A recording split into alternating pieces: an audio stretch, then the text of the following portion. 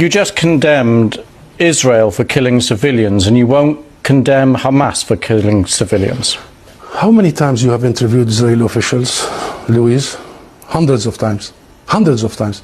How many times Israel have committed war crimes right live on your own cameras? Do you start by asking them to condemn themselves? Have you? You don't. You don't. No, I'll answer that question. You don't. You know why I refuse to answer this question? Because I refuse the premise of it. Because at the very heart of it is misrepresentation of the whole thing. Because it's the Palestinians that are always expected to condemn themselves. I mean, come on, this is a political conflict. We have been denied our rights for a long time. So this is the wrong starting point.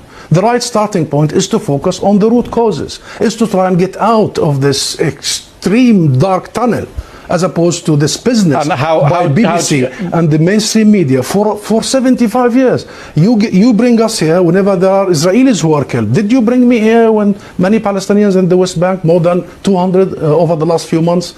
Do you invite me when there is such Israeli provocations in Jerusalem and elsewhere? Because what Israelis have seen, which we started by saying tragic, the last 48 hours, the Palestinians see every day for the last 50 years. You know the situation in Gaza, you've just described it. This is the biggest open-air prison. Those people, 2 million, have been taken hostage by Israel for the last 16 years.